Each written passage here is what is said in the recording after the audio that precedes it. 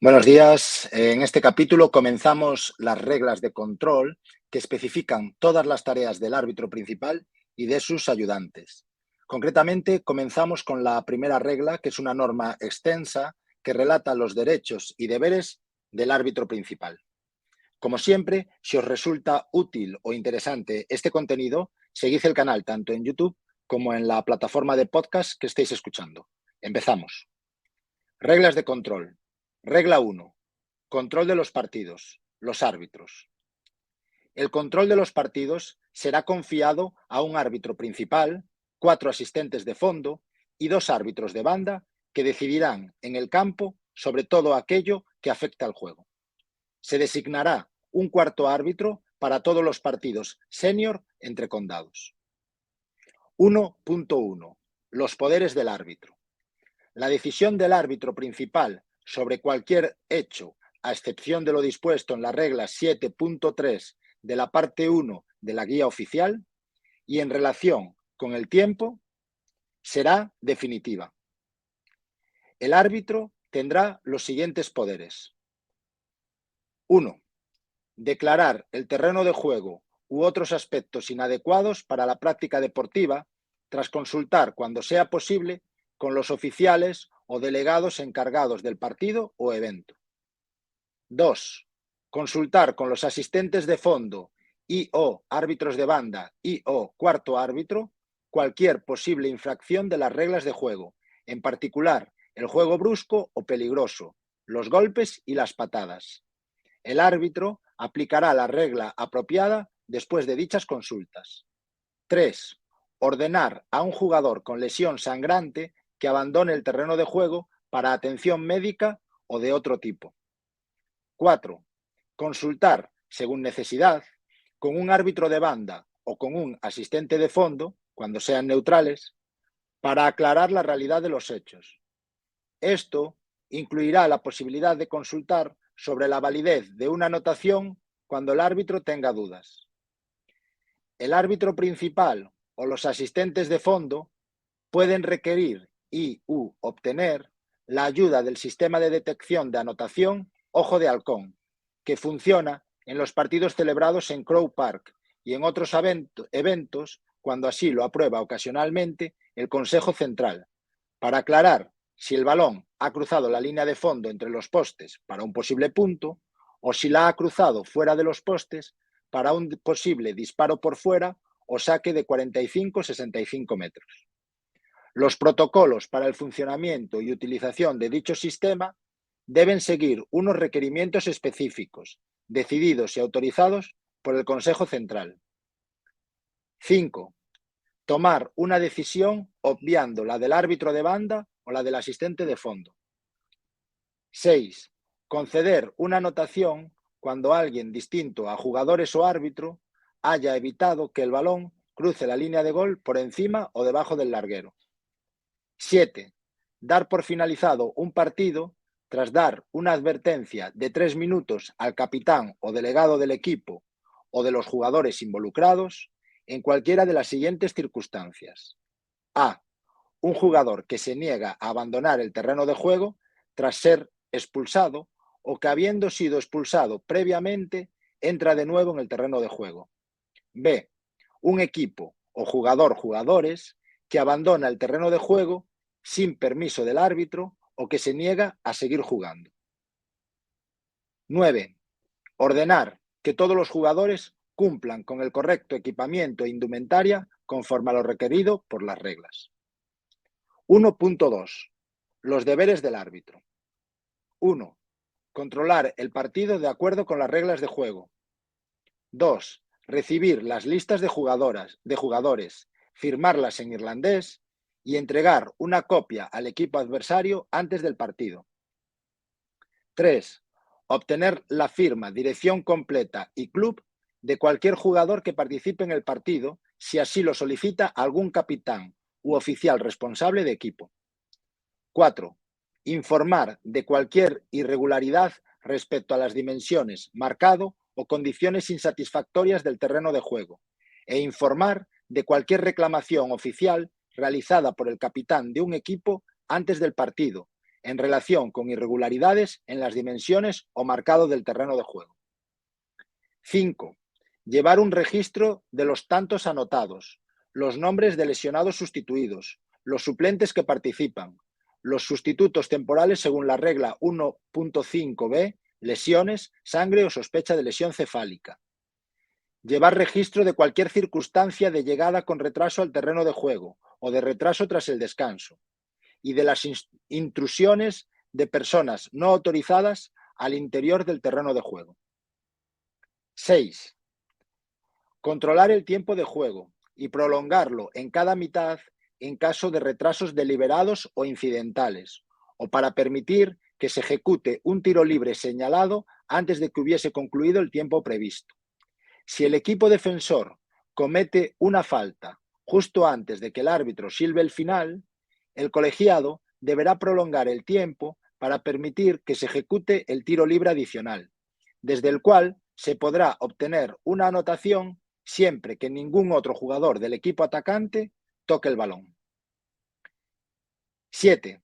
Utilizar el silbato para señalar cuando una falta ha sido cometida o cuando el balón ha dejado de estar en juego. Utilizar el silbato o hacer una señal para reanudar el juego. Una vez que el colegiado haya tomado una decisión arbitral y haya utilizado su silbato para reanudar el juego, ya no debe alterar dicha decisión. 8. Indicar el lugar donde deban realizarse los tiros libres. 9. Amonestar a un jugador que cometa una falta o infracción de amonestación, para lo cual tomará nota de su nombre y le enseñará una tarjeta amarilla. Expulsar a un jugador que cometa una segunda falta o infracción de amonestación, para lo cual le enseñará una segunda tarjeta amarilla seguida de una tarjeta roja. Una amonestación, tarjeta amarilla, realizada en el tiempo normal de juego, no se mantendrá en la prórroga, si ésta se llegase a jugar. Indicar la exclusión por 10 minutos de un jugador que cometa 1. Una infracción de conducta antideportiva o un incumplimiento de la regla de juego excepcional 5.41 en fútbol gaélico, o 2. Un incumplimiento de la regla de juego excepcional 5.45 en hurling. Para ello tomarán nota de su nombre y le enseñará una tarjeta negra, siempre y cuando el jugador infractor no haya cometido previamente una infracción de amonestación, tarjeta amarilla. El tiempo de exclusión debe ser de 10 minutos, independientemente de las posibles interrupciones. Los 10 minutos incluirán el tiempo normal de juego, que a su vez incluye el posible tiempo de descuento, y la prórroga si se disputa. En fútbol gaélico, el árbitro expulsará a un jugador que cometa 2 infracciones de amonestación o de conducta antideportiva, enseñándole una tarjeta amarilla o negra según corresponda, seguida de una tarjeta roja. 10. Amonestar a un oficial de equipo que cometa una infracción de amonestación, para lo cual tomará nota de su nombre y le enseñará una tarjeta amarilla. Expulsar del recinto acotado para el terreno de juego a un oficial que cometa una segunda infracción de amonestación, para lo cual le enseñará una segunda tarjeta amarilla seguida de una tarjeta roja. Una amonestación, tarjeta amarilla, a un oficial de equipo en el tiempo normal de juego sí se mantendrá en la prórroga, si se llegase a jugar. El árbitro expulsará del recinto acotado para el terreno de juego a un oficial que cometa una infracción de expulsión, distinta de lo expuesto en el epígrafe B, para lo cual tomará nota de su nombre y le enseñará una tarjeta roja. 11. Entregar el balón al capitán del equipo ganador al final de las finales provinciales o de la final del All Ireland. 1.3. El inicio del juego. El árbitro lanzará una moneda para la elección de campos en presencia de ambos capitanes de equipo. Este procedimiento se repetirá antes de la prórroga en caso de jugarse. Esta es la norma 1. Norma 2. 2 jugadores de cada equipo se dispondrán en paralelo al lado de la línea de medio campo, de cara al árbitro y en la mitad del terreno de juego correspondiente a su propia defensa. Los demás jugadores deberán estar en sus respectivas posiciones más allá de la línea de 45 metros en fútbol gaélico o de 65 metros en hurling. Norma 3. El árbitro, de cara a los jugadores, lanzará la pelota sobre la cabeza de los jugadores en fútbol gaélico o por el suelo entre los jugadores en hurling. Y norma 4. Las normas 2 y 3 también se aplicarán para el inicio de la segunda mitad. 1.4. Entradas indebidas al terreno de juego, intrusiones. Un oficial de equipo no debe entrar al terreno de juego. Excepción. El árbitro puede dar permiso al médico del equipo o a otro oficial autorizado para que entre al terreno de juego a examinar a un jugador lesionado. Sanciones para la infracción a la norma previa. 1. Amonestar al infractor enseñándole una tarjeta amarilla. 2. Expulsar al infractor del recinto acotado para el terreno de juego en caso de una segunda infracción, para lo cual le enseñará una segunda tarjeta amarilla, seguida de una tarjeta roja. El infractor debe permanecer fuera del recinto acotado para el terreno de juego durante todo el resto del partido, incluida la prórroga si se juega, y no puede ser reemplazado. Sanción establecida en caso de una infracción reiterativa, por ejemplo, una tercera intrusión.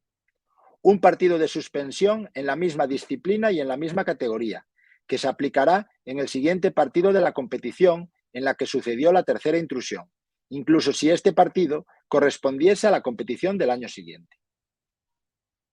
1.5. Lesiones. Aquí tenemos dos apartados. El apartado A, que es la norma general en lesiones, y el apartado B, que son las lesiones con sangre o sospecha de lesión cefálica. Lesiones. Norma general. No se detendrá el juego en caso de lesión de un jugador, salvo en circunstancias excepcionales, en cuyo caso se permitirá que un jugador seriamente lesionado sea tratado dentro del terreno de juego o retirado del mismo si procede. El resto de las lesiones deben ser tratadas fuera del terreno de juego. B. Lesiones, sangre o sospecha de lesión cefálica. Un jugador que como resultado de una lesión acaecida durante el juego esté sangrando o que tenga sangre en alguna parte de su cuerpo, indumentaria o equipamiento, deberá abandonar inmediatamente el terreno de juego para recibir atención médica o cualquier otra.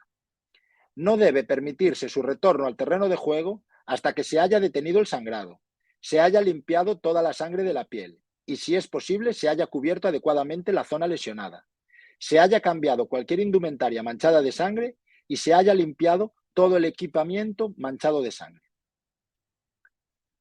2. Cuando para el árbitro haya sospecha de lesión cefálica de algún jugador, éste debe abandonar temporalmente el terreno de juego para una mejor evaluación que determine si el jugador está en condiciones de seguir.